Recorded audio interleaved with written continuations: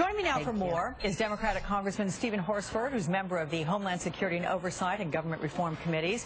Welcome to you. I'm glad to have you here to join us. Thank you, Alex. I want to talk about what President Obama said in his remarks on Friday, in which Congress was fully aware of the phone tapping program. Many of your colleagues are saying that's not really quite true. How much did you know before these articles came out?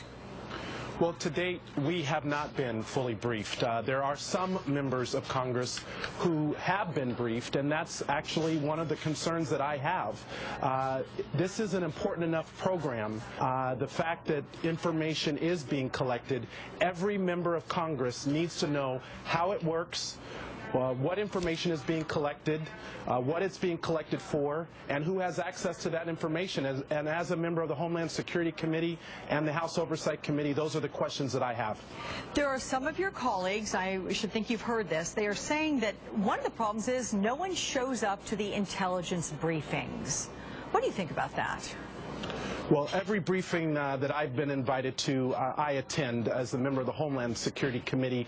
These are very important issues. Look, this is about the need to balance our individual privacy and civil liberties with national security. This is a very important discussion, one that the President said we need to have, not only as Congress, but as the American public.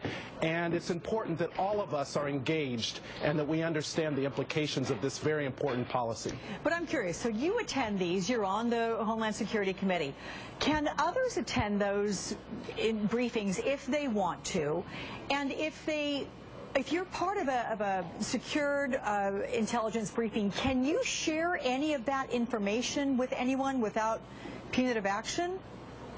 No, we actually take an oath when we receive classified information in these briefings, and staff are not able to attend. We are not able to take notes. We don't take our phones into these briefings, and when we leave, we're not able to discuss detail about what is shared in those hearings. But this is why we need greater congressional oversight, because there are times when information can be shared in a congressional hearing broadly, and that's the type of openness and transparency that I think the American people expect and deserve. Okay. What about the PRISM computer program at the heart of all of this? When were you, if ever, briefed on that? To date, I have not been briefed. It's my understanding that a briefing is being scheduled for Tuesday with the members, and so, you know, I will attend and receive the information that is shared with us.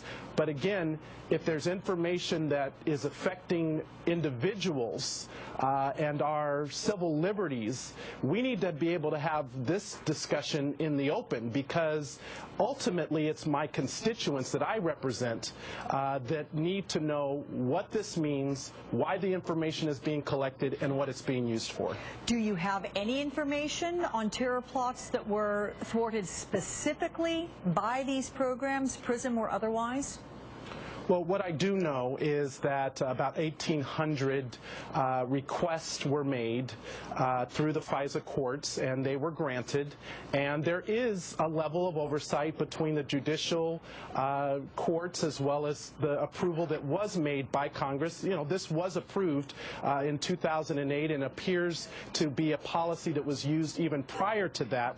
But the question really remains, how is this information used? What is being collected? It's a lot of information. Where is it being held, and who has access to it? Those are all important questions that I think have to be answered. With regard to transparency versus national security, should the American public know about these programs? Absolutely. I do not think that there's any program that is so important that the American public should not know. Yes, we need national security and programs that are protecting our home front, but we can do that in a way that also provides for a level of open and transparency. It's a false choice to say that we can't have both.